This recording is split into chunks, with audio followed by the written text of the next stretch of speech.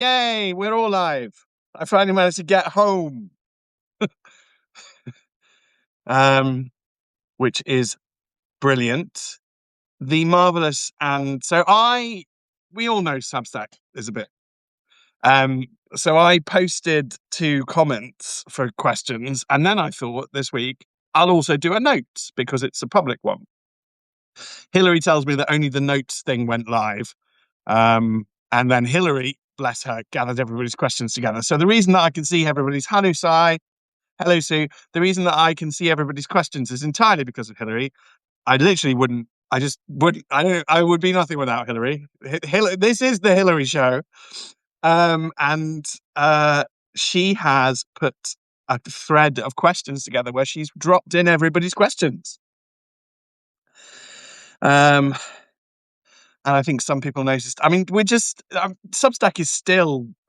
Sorry, Stephen. Why is Sarah? Sorry, it's okay. She is an absolute star. Sue, she is. She is. Hello, Stephen, and all the lovelies from Sue. Lots of people are joining. For free subscribers, this is what we do every single week. It's not always late. It's not always completely disorganized. But we have a free Q&A. You can ask questions in the chat. Hillary often tries to find them for me. If I can't find them, it's a tiny little box. It's this big on my phone. So this is like what I'm dealing with. They really just needs to. It needs to be on my computer.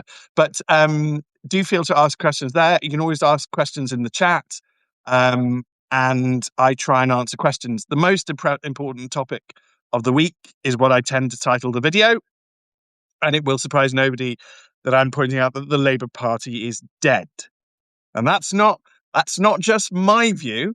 That's the view of former Labour MP Rosie Duffield, who now sits as an independent MP, who will probably survive the next election because I suspect she's quite liked. I like her. I think she's a very decent and good thing. And even she thinks the Labour Party is dead because, Starmer has killed it. He will not go, despite scandal after scandal after scandal, to the point where I'm probably going to end up doing a YouTube video or a Substack video just listing the scandals, just so that we don't forget them. And I might do it in the sort of 1980s style countdown of the hit parade, in at number 10, it's new this week at number 7, just because we have to get a grip on all of these ridiculous scandals that he has. And they are killing the Labour Party. If you like the Labour Party, and there are very good people who do, I always like to point out that I shook the hand of MP Graham Stringer, and I still think he's a hero. Rosie was in it at a time. Claire Fox, I think, is still emotionally connected to it, even though they won't have her, or she doesn't feel able. I don't want to trespass, but there are lots of good people on the left, but the Labour Party is dying. Just whatever the hell this is. And that's probably, thank you, Denise. With your encouragement, I shall. One day, not this weekend because I'm knackered. And I need to do a video after this, which is going to be an exclusive for paid subscribers for 48 hours. And then we'll go on YouTube because I do need to do more content. And I have just literally been run off my feet. I'm looking at myself on the phone because it shows me. And actually, I think I look a lot less tired than last week. So last week or the week, one of the weeks was really tiring. This is better. I'm getting more used to getting up. The mistake I made is that during half term, I let myself sleep in. And I think if you're actually used to a rhythm, you shouldn't do that. Certainly not at my age. Hillary's getting a lot of love, which Hillary deserves, which is entirely appropriate and good. Gorton and Denton is proof because it was the 6th safest Labour seat. Okay, that's why they wanted it for Andy Burnham. That's why the whole thing was arranged. It's why we had an election at all. Obviously, Graham String was interviewed on GB News today and said the same thing. Did he? Good. See, again, Captain, I just adore. Well, he didn't say that he was. I think it's very unlikely to go and Stringer said that he was honoured to shake my hand. So I assume it's on a technical point. But although I mean, just so the lovelies know, I was in a Westminster pub last night, and getting around in and bringing them out. And I walked past a lady and a gentleman. Gentleman must have been only about 5 years older than me, in a suit. And he just said, "Are you Steven Barrett?" And just went, "Yes." And he went, "Can I just say that my mum's a big fan of yours?" And I think to add, just to be polite, he then said, "I mean, I watch your YouTube." But it was like, it's your mum, really, isn't it? And that's absolutely fine. I love the mums. I am very, very happy with my fan base. I could imagine that a fan base made up of sort of 15-year-olds would be quite irritating. I've got, ladies of a certain grace, as I like to call them, and that's fine by me. Kay says, "Stephen, could you tell us what medieval punishment would apply to the front bench for what they are doing?" Well, we used to have. Oh no, I'm going to talk about that one. That was gross. We should. I think we are going to have to look at trials. I haven't got to the bottom of it because I thought, again, I just worry about basic truth in our society, because I understood that the puberty blockers trial was paused. Yet Kathy Newman is tweeting as though she's tweeting gleefully because one of the people who was supposed to be on the committee has been kicked off the committee for noting what biological sex is. But if the committee still exists, then how is that paused? And if the committee's still acting, how is that paused? And I just don't trust a word that comes out of anything nowadays. And I certainly, if the puberty blocker trial goes ahead, I want criminal trials and criminal investigations about that. I want criminal investigations over Chagos. I want criminal investigations over Gibraltar. I want criminal investigations over quite a lot that this government is doing. The French government yesterday arrested 6 people in relation to corruption in foreign aid. And I'd like to see an investigation into corruption in foreign aid. And I think we all need to get our country back to a place where laws are obeyed. I tweeted in support of Nigel and Reform have reported the alleged corruption in the by-election to the Electoral Commission. I hate the fact that it has to go through the Electoral Commission. I think it should just be reported to the police, but that's another aspect of our broken country. Don't worry about that one today. We'll fix that in a week. The fact is, and then people immediately piled on saying it didn't change the result. It's like, what? No, mate, no. A piece of litter doesn't blow up a town, but it's still wrong. Okay, and what we do is we fix wrongs so that we live in a society that is right and has laws and rules that apply to everybody, and that's what we need to do. First, retrain police. I think, Joanne, that is a very important question. Again, I'm dealing with a box this big. Hillary's saying hi to Darren. Hillary's such a celebrity. Geraldine Green, puberty blockers are appalling, and child abuse. Yes, they are, Geraldine. They are. The sterilisation and the mutilation of innocent children, without question. And we know this already, so we don't really need to have a trial, do we? Because we've got something like 8,000 of our own children who have been on these things, and we can ask them, how has this damaged your body? And we can then learn, oh, it damages their bodies. And it breaks my heart because it is industrial scale wickedness. So I definitely want to deal with need to leave our children alone. Exactly, Leslie. And I'm afraid any parent who wants to give their children puberty blocking poison is an abusive parent in my view. The best you can say about them is that they're completely naive and misled. But there we are. Right. Gordon and Denton aside, let's go to the questions.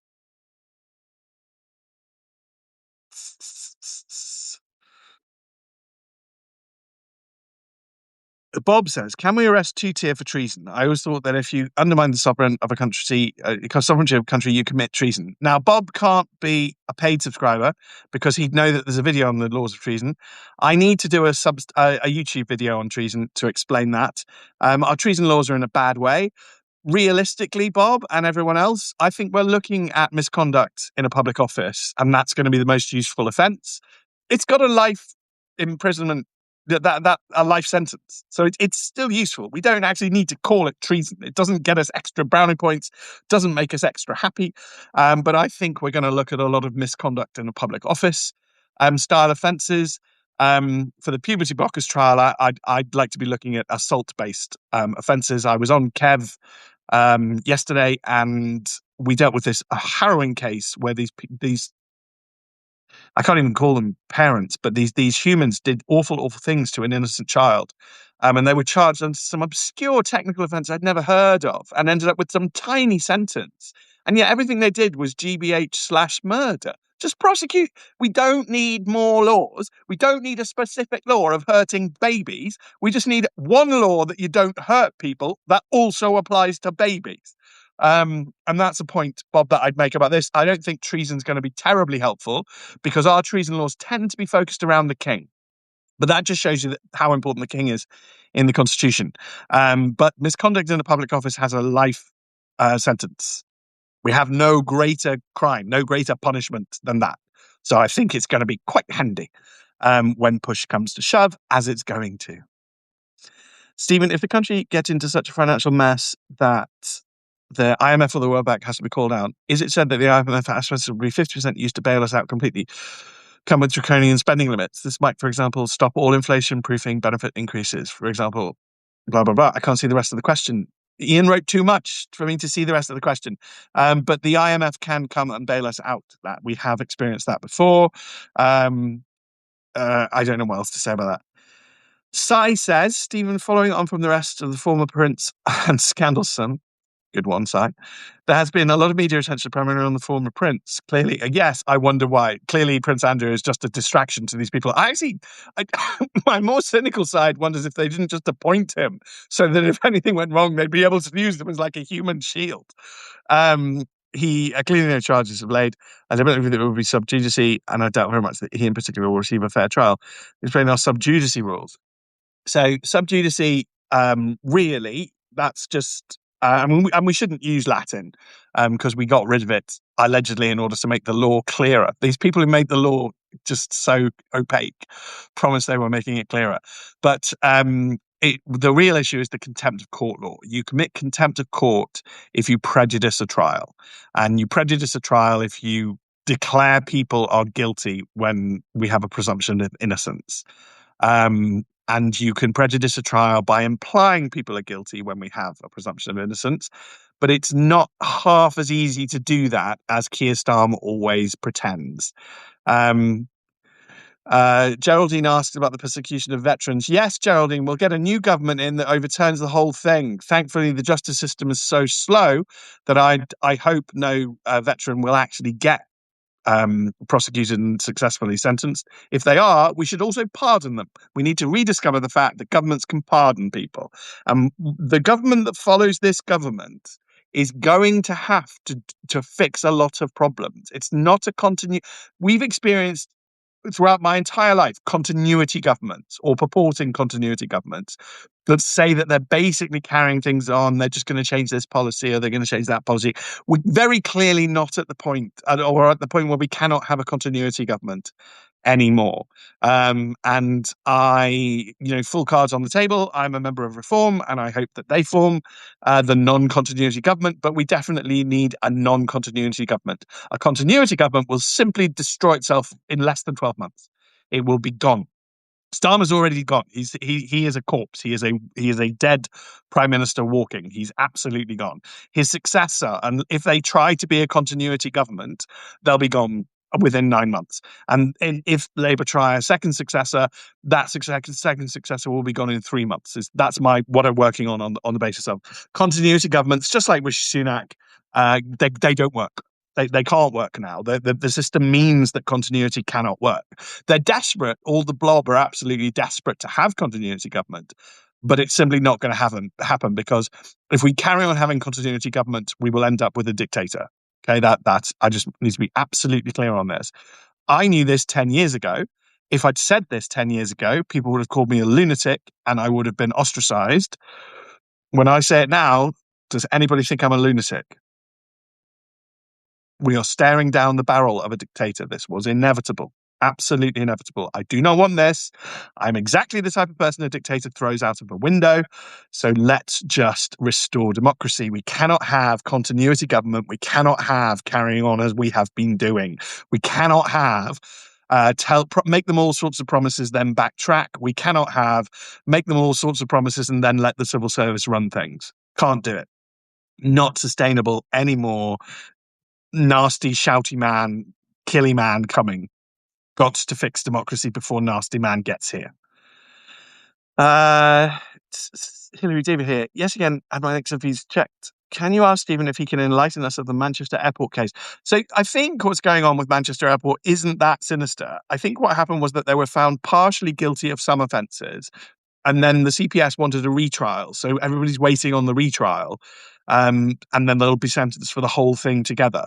I don't think it's as sinister as it's being portrayed, but I do think it's slow.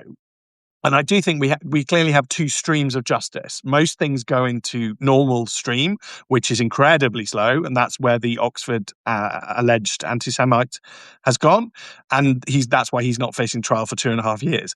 Only things the Prime Minister cares about manage to get, like, locking up innocent mums, get in the fast stream. And I do say innocent in regards to Lucy Connolly, because as far as I care, to my mind, vitiate those words. And Keir Starmer himself sent a tweet predicting violence in Gorton and Denton, which was, to my mind, far worse than anything Lucy Connolly ever wrote. So I get very annoyed when I see sanctimonious fellow barristers going, "Oh, she pled guilty, therefore she is guilty, and it's an awful offence." Shut up. You're awful. You're awful people.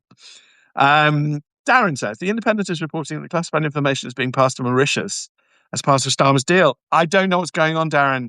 It's definitely in treason territory. There's something I don't understand. There are many potential criminal offences in the fact that Jonathan Powell was given access to classified information, yet nothing happened.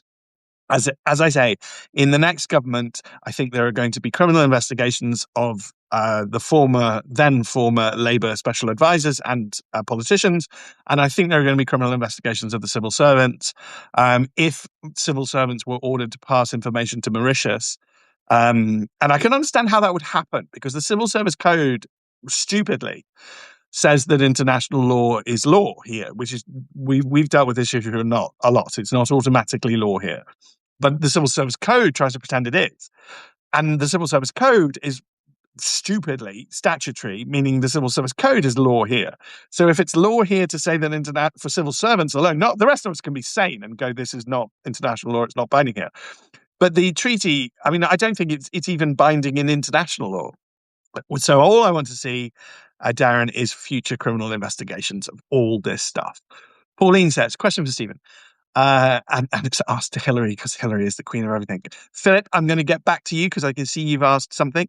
But we're going to do Pauline first. I know that we haven't impeached anyone in a couple of centuries, but is there any chance that Starmer can be impeached? I got this question on Twitter, and I didn't want to be impolite to whoever was asking it me, but I didn't understand, why are people obsessed with the word impeach? I don't know why people care about impeach. You want Starmer in prison. That's what you want. And so you just do the normal criminal process.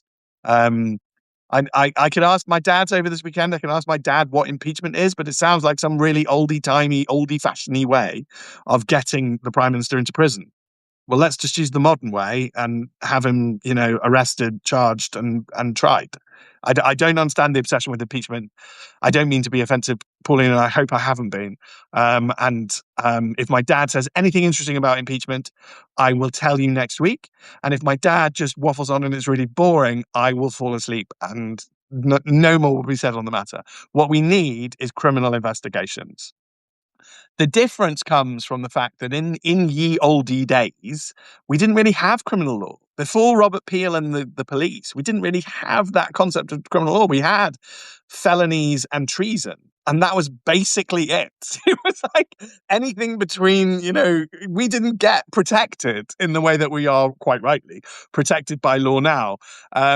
So I just think impeach, it just sounds like a word that is of that ye oldie timey, and I don't think we need to obsess about it. Just investigate the man. If there's credible grounds, arrest him. If there's reason to bring it to trial, bring it to trial. If he gets convicted, he gets convicted. Then stick him in a prison. Job done. I don't need him impeached. But actually, to contra that, Nigel did make a very important point. Ironically, I mean, in his pub launch, his pub policy launch. But the House of Commons and the House of Lords need to be restored to being courts again. We need the concept of the High Court of Parliament back. It really doesn't work to not have it. We have to be our constitution. It has to be healed. We can't carry on being this sort of fake EU constitution that we're not, because it just doesn't work. And I was reading a government. I mean, I don't know why, but I think I deserve some sort of forgiveness for this.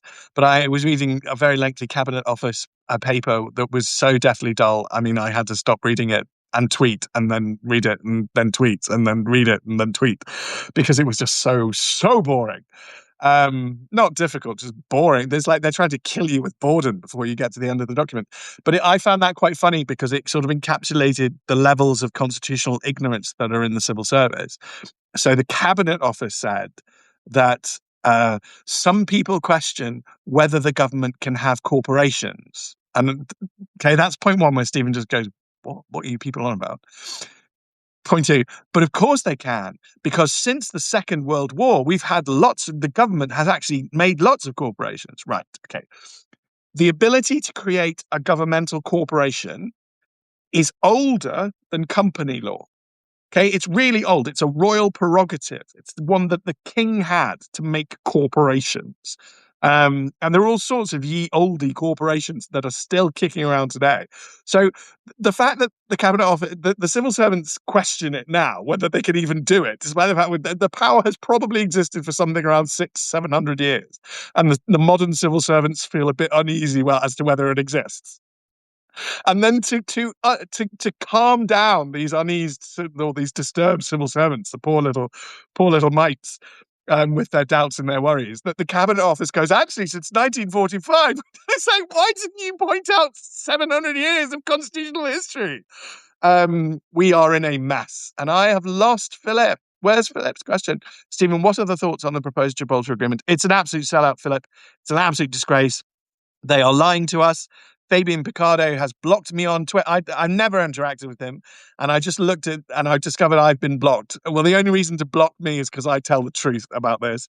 He sent tweets which are demonstrably untrue about what the treaty does, and he clearly wants to sell out. Fabian may well be a Fabian, and I don't know if there's a clue anywhere that anybody can find as to that, but I have a suspicion that Fabian's a Fabian. Hence the Corporation of London. Yes, side.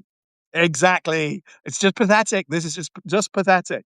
We now use the word company instead of corporation, but it's the same thing. And the idea the government can use them is just unbelievable. It's just, it's like I found a video on the Ministry of Justice's website that is it's literally cartoon. So it's patronizing for a start. And then it goes on to explain the separation of powers. The separation of powers that we do not have. They spent money to make this patronizing, childish video, which is just wrong. One day we will get the constitution back. Again, once we have a different government, a non-continuity government, expect all of this to get back. All of it. Because it's the only way we govern ourselves, and we very clearly have to govern ourselves now. If Iran is free, then the Middle East is going to turn into an economic boom.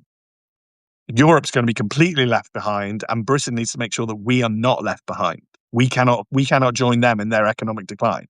If Iran is free and it joins the Abraham Accords with Israel and the UAE, Saudi's going to join, Somaliland's going to join. We're going to have all this sort of massive wealth and economic opportunity kicking off. We need to go over there and go, hello, we're Britain. We love you. And we can help with all sorts of things. And we can sell them things or do things. That's what we need to be doing. Not having this pathetic European reset, which is just going to shackle us even more. Or this Gibraltar sellout, which is entirely unnecessary. Iran is fundamental, John, I think. And I really pray that by the end of this weekend, Iran is free. I don't know anything more than anybody else. But by God, wouldn't that be lovely? But yes, Pauline, he is. I can't see what's Pauline doing. He's right, Denise. Who's right? Who's the person that night? Retired Admiral Chris Parry. Yeah, he's lovely. I met him in a pub. He came up and he said, "Can I just shake your hand? I know, I follow you." And it's like, oh my God, you know who I am.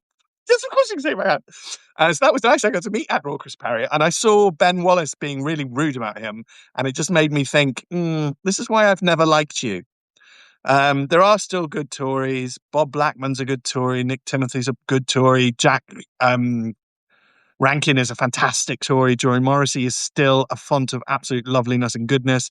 But by God, good Tories are getting few and far between. I almost have as many good Tories as I have good Labour MPs. But yeah, do not be rude to Chris Parry. Do not disparage a serviceman who has. I will not disparage a serviceman who's in the Labour Party if they've served. There are members of the Labour Party who have served. They get my respect. That's what you do. And for a former defence secretary to come in and disparage Chris Parry was just absolutely shocking in my mind. Mick says, question for Hillary, sod Stephen. Mick knows. It's about time to drop racism in law as it become used as a divisive tool. I think it probably is. Is it the time racism became just about discrimination? Yeah, I think so, Mick. And I don't like the Equality Act, and I think we need to get rid of it. I think we need to deal with racism on a moral basis. So I don't like anybody who is racist, and I don't like racism. That doesn't mean I need to lock them up. If anything, let's just all look at these people. Let's see them. Let the actual racists out themselves, and then let's societally shun them. They're not coming to dinner here. I'm not going down spoons with them. Let's use those tools. It was always a very brittle tool to use the law to try and enforce racism, particularly when we never really had it extensively here. I'm not denying that there are racists in this country. There are very clearly racists in this country, but we didn't have it extensively. It was never organized, mostly because it was never accepted.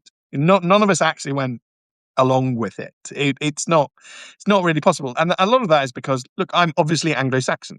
If I meet someone who's obviously Viking, who's ethnically, we just don't do ethnic competition, or the Welsh, who are quite clearly the Romano-British, and then we've been multi-ethnic forever.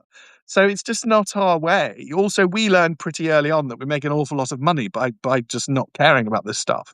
I always point people to the 17th century phrase, which is, this is while Central Europe was the highest number of deaths until the First World War, tearing each other apart over Protestant and Catholic. And we did a massive switcheroo. We just went, well, we're nominally Protestant. And then we had this better phrase, which is, there's no Catholic in trade. So if I'm doing business with you, I don't mind if you're a Catholic. We're great. We were the first to trade with the Turks as well, the first to trade with what Central Europe at that time would have seen as heathens and demons. We were just like, yeah, but they buy stuff. We like it when they buy stuff. And this is why I believe fundamentally in trade. So I hope that answers your question, Mick. Kate says, can Andrew Mountbatten Windsor have a fair trial? It's going to be very difficult, Kate, for Andrew Mountbatten Windsor. It's going to have to be dealt with very robustly by a very robust judge. Literally everybody watching this knows that means Mr. Justice Goose in my mind. Judges, be more goose. But Mr. Justice Goose could do it. What you do is you'd have very, very lengthy, probably 2 weeks selecting the jury. And you'd want them asked questions. Now, we don't traditionally do that, but we can. And there's no power saying we can't do that. It's just fallen out of fashion. So if the criminal lawyers come and say, Stephen said something, blah, blah, blah, blah, it's like, no, constitutionally, we absolutely can do jury selection. We have done it before and we can do it again. And in a case like this, we clearly need to do lengthy prepared jury selection. Once Mr. Justice Goose is satisfied that 12 members of the jury can be formed, I very strongly suggest that we do something the Americans still do, that we did used to do, and we can do again, criminal lawyers. Just because we don't do it today doesn't mean we can't do it and have never done it and it's unconstitutional, which is sequester the jury. So I think that the jury should be put up in a hotel near the court and brought to court by a minibus every day, brought back to their rooms and told not to mingle with anybody other than themselves. And maybe if it's Prince Andrew, book out the entire hotel. So there's nobody else there. And then all the staff are monitored. And you can do this. You can manage a trial. What Keir Starmer has spread with his hysteria is this idea that the state is weak and powerless, and that if an idiot on Twitter says something stupid, then, oh no, we've got to let a wrong one off. No. You can provide, and there are ways constitutionally to provide a fair trial for anybody in this country, even the king. And I was in the Daily Mail saying that the king can face trial because I think he can. Darren's being rude or suggestive. I'm a prude. Do people not realise? Just because I choose to be open about being a bisexual, it doesn't mean I'm a terrible prude. I think that's smutty Darren. Darren from here on in. Darren should be known as smutty Darren. If you're straight, my mail, but hi, Stephen. Do you honestly think the likelihood this is Sequence Pyro, who I have to specifically flag out because I saw that you're really upset, and I don't like that. I saw your pain. I didn't have a chance to view the YouTube link. It's really it just practically I never have time to watch YouTube because I'm running around like a crazy person. But that doesn't mean I didn't see the fact that you are very upset about what's going on in our world. Sequence Pyro, hand on heart, I've cried twice today already. Okay, I've cried twice over the desecration of Jamie Bulger's grave. I couldn't deal with it. And I had to explain it to a very charming 20-year-old, a girl and a boy on reception, why I was upset and what had happened. And of course, they don't know who Jamie Bulger was. They don't know. That's not their fault. They're just young. And even whilst explaining to them, I just kept cracking up. I couldn't deal with it. So Sequence Pyro, I get that you are upset. I hear your pain. We feel your sadness. We are the Lovelies. Let us be a land of loveliness. Must be two Darrens here. Yeah, definitely. Smutty Darren. Sequence Pyro asked a question. Do you honestly think the likelihood of this government either being dissolved or just completely collapsing? Yes, I think this government's going to collapse next year. I think that's absolutely as far as it can go. And I think we're looking at a general election probably in the autumn of 2027. Some other judges agree with me. You're predicting the future, so I might be completely wrong, but that's what I'm guessing. Mick says, is that a question, Mick? I don't think that's a question. Stephen gives me hope. Well, you all give me hope. The Lovelies give me hope. So let's all just keep giving each other hope, and then we'll get through this. On the popular studios and old estates, I find it right for Hillary. My question for Friday, please. This is from Kay. What are calls for evidence as this one? And that's a food.gov.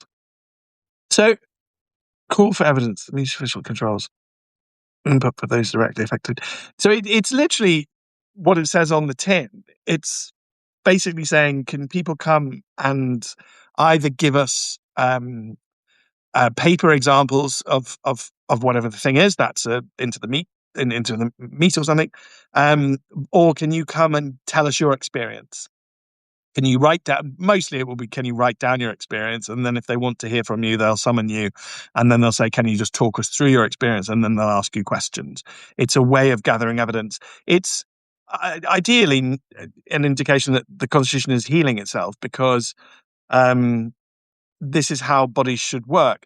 But the only body, this is the Food Standards Agency, the only body that should really be calling for evidence is Parliament, either house or both houses.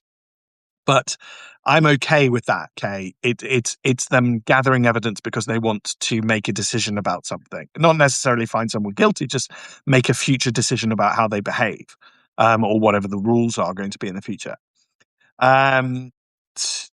Kay and Mick are getting on. Hillary's getting on. Everyone's getting on.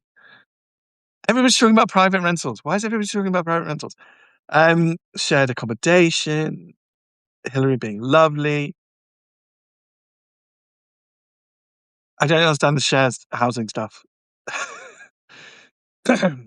Another question for Stephen. Thank goodness. Wondering what your stance is on the COVID jabs. Starting to feel worried and angry based on some of the information. This is Sequence Pyro. So I've had 3 COVID jabs and I'm still here. So I see stuff online, and I think there's a lot of stuff online on jabs. I see a lot of stuff being rude about the people who worry about jabs. And what I've decided to do, just to keep myself sort of sane, to conspire, is just not read any of it. I've had 3 jabs. I'm not dead. I'm not going to have another COVID jab because I don't think I need it. I'm not terribly convinced I needed the other ones, but I needed them to go on holiday with my child. And unless you're in a vulnerable group, I don't know why you'd be having jabs left, right, and centre.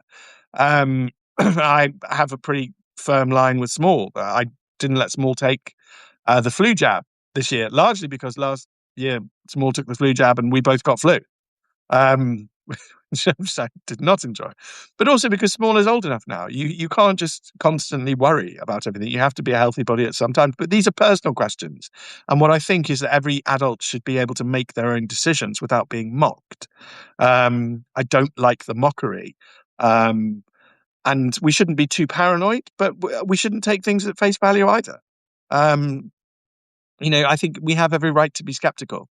Um, that's when I say another question, Stephen. It's from Sequence Pirate. What's your honest thoughts on Agenda 2030? I don't care about Agenda 2030 because I'm not going to let them win. It's our country. We're in charge. Go away. Go away. Go swim. Go boil your fat head. So I don't worry about things because I feel confident and powerful and in control of our lives. We are. And let's do that and we'll all feel better. One of the reasons that we're getting a lot of conspiracy theories right now is because they have systematically infantilized people. And so when they say you should laugh at the conspiracy theorist, my immediate reaction is no. I'm going to get angry at the people who have infantilized everybody, turned grown-ups who are voters in a democracy into children, made them feel powerless and weak in their lives. That is much, much worse. And so don't worry too much. But that's where I am. 2,000 children, 98% Muslim. Can you imagine me dressed like that? A pork chop. Are you all having pork chop? What do you do? You people just having fun in the comments. How is it a tiny box for you people? Do you get massive boxes? Do you just chat to each other? How did the government get to change government to UK government? Alison, because our civil service is completely incompetent and didn't push back or point out the constitution. They didn't change it, Alison, not in substance. They only changed it in form. Okay, so don't worry about that change. It has literally no meaning other than the government is too stupid to understand the Constitution. It's a public admission by this government that it is too stupid to understand the Constitution because it is still His Majesty's government, no matter what they print on the stationery. Stationery does not change the Constitution. They just idiots. It gets slightly bigger, Darren, smutty Darren, but it's still tiny. Anyway, right, sorry, back to questions, or we're never going to get through. Pregnant, boyfriend, question, thank goodness. Oh, this is a good policy. Mick has a policy putting a Q at the start. It's actually really helpful. Is they want to stop sectarianism voting or any religion-induced voting, also stopping campaigning in any other language, blah, blah, blah. How could this be achieved? I think, the Constitution tries to prevent sectarian or influenced voting by having a secret ballot. And I think we really need to. The great worry for me is this family voting, where they were allowing multiple people into the booth. That's not right. They have cheapened booths. So when I last voted, it wasn't really a booth. It was like 4 desks, and that you weren't really that invisible. It should be invisible, secret, and you go in on your own. That's the best way to prevent all of this stuff, because that's the solution we came up in the first place. What we've done is whittled away at it and then not said, no, one person in a booth at a time, which is all that required in Gordon and Denton. And they didn't feel able to do that, probably because they felt that they were going to get falsely accused of being racist. But rules aren't racist. Rules are the opposite of racism. Rules apply to everybody. And we should make sure rules apply to everyone. Mick. Lots of chatting.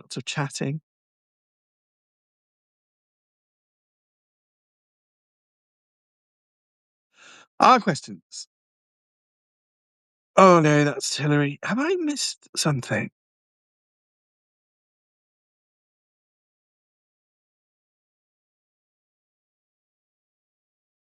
reform is the answer and reform is not the answer. I just think people are driving themselves mad.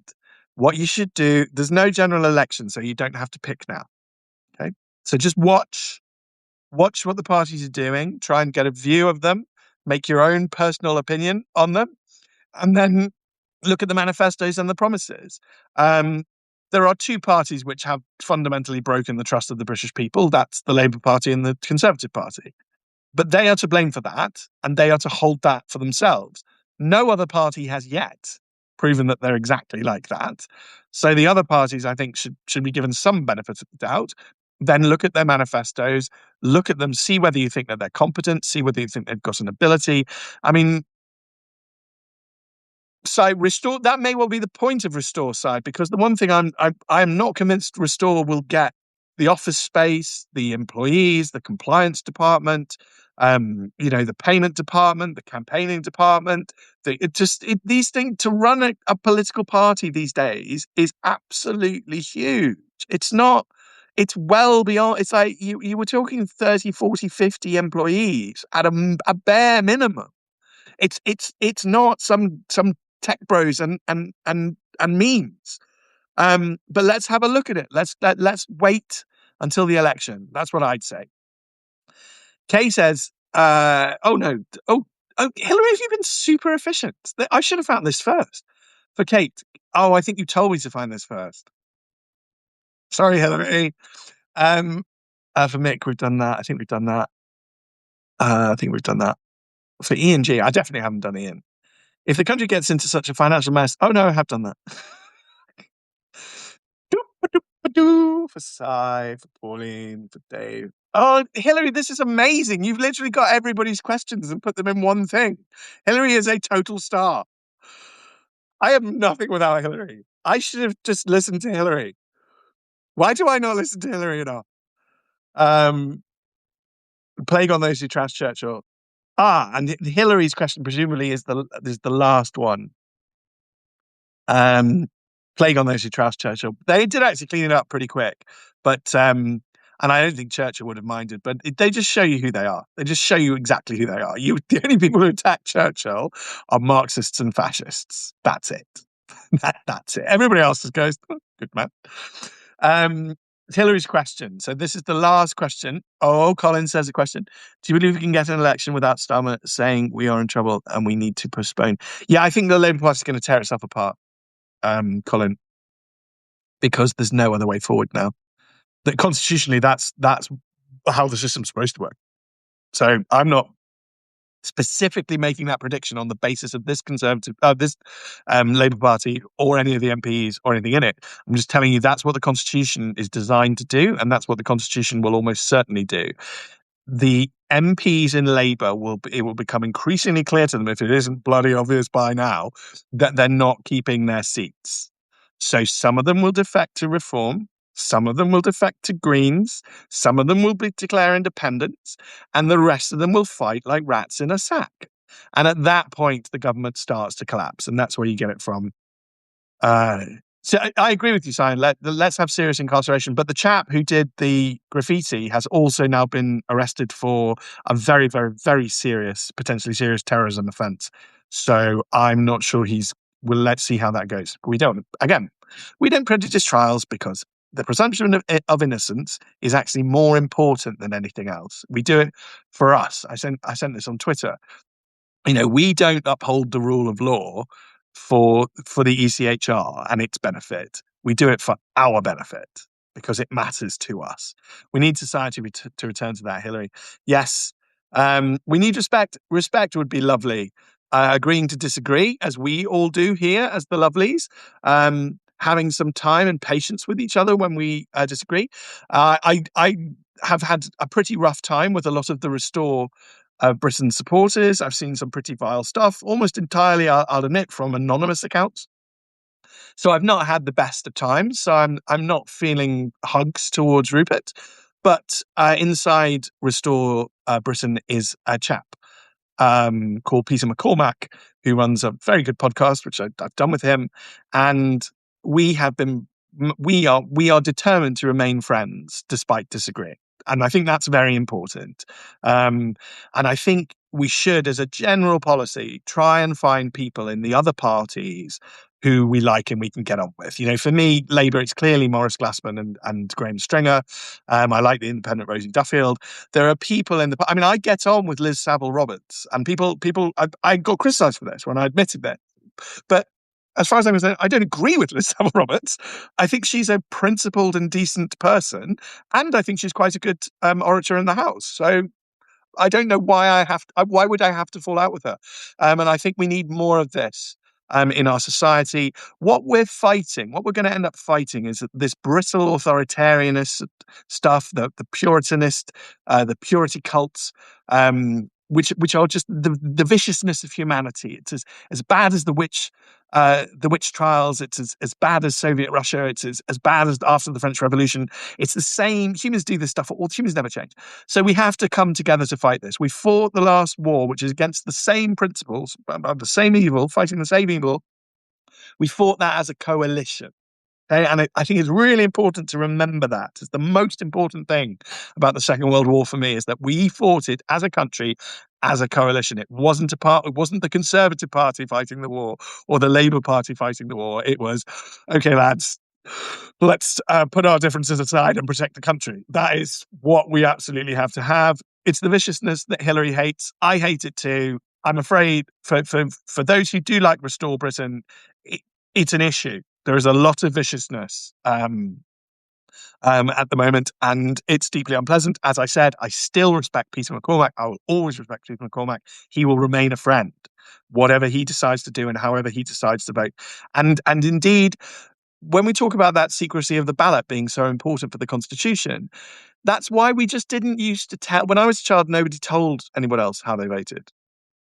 It just wasn't normal. And what's gone on in the intervening, certainly in the last 10, 20, 30 years, is that one side has decided to publicly declare, we vote this way. And everybody went, not saying anything.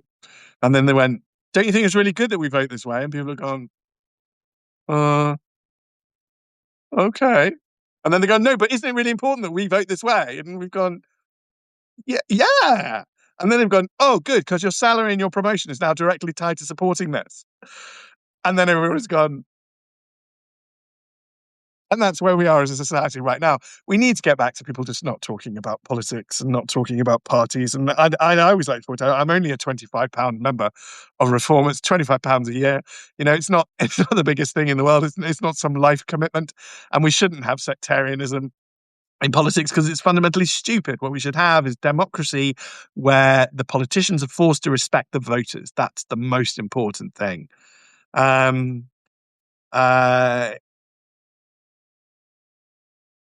People just, exactly. I knew all the lovelies would be pro all of this.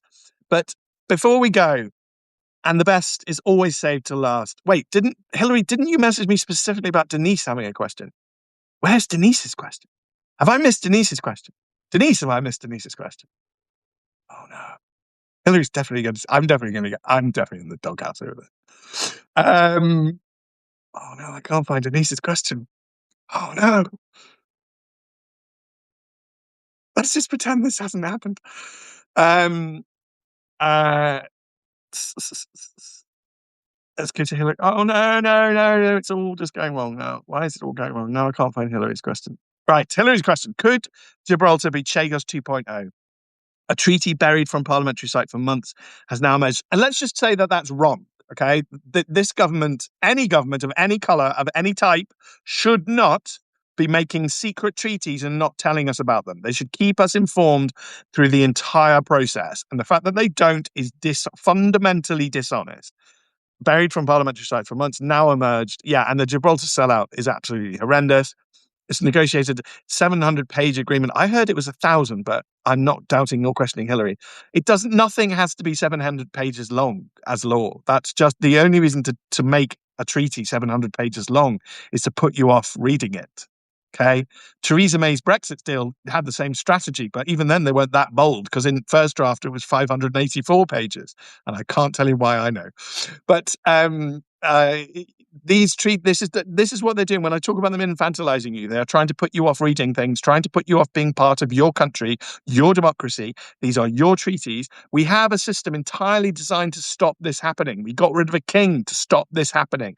Parliament is supposed to have control, and then the idiot Parliament in 2010 instigated this thing they call Crag, which is about it. Just don't get me started on Crag. Crag needs its own video, but I lose my temper about Crag because it's so obvious that the people who wrote it don't understand our constitution, because they talk about anybody who talks about, and you might see people talking about ratifying the treaty, and just because somebody does that doesn't mean I'm going to be rude to them, because they might be a nice person who talks about ratifying the treaty. But fundamentally, our constitution has never cared about ratification.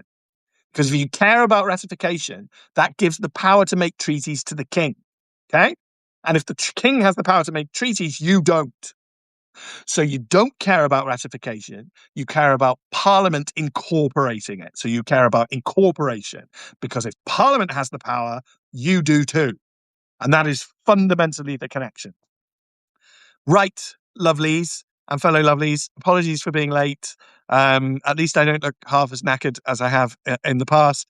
And let me get to work tomorrow on that exclusive video for this point I want to make about the Chagos Islands, which will be exclusive to paid subscribers for 48 hours. And let's see if we can just get more content on the Substack. More content on the Substack is much more important than anything else right now. But Substack's going well, and thank you for thank you to free subscribers who've come, or free subscribers who will watch this. Thank you for paid subscribers. I can see you all. You are the lovelies, and we are the best internet community because we're just nice, tolerant, and kind. And final call out to Sequence Pyro. I get that you're upset, and we all get like this sometimes. Life is, it's a journey. Don't worry, take a breath, have a cup of tea, look at the sky, find something, or look at trees, find something that's joyous. All the lovelies should be proud. And of course, the real hero of this entire shebang is Hillary. So let's just thank you, Hillary. I'm nothing without Hillary. Have a lovely weekend, everybody. Bye! Can't even hit end.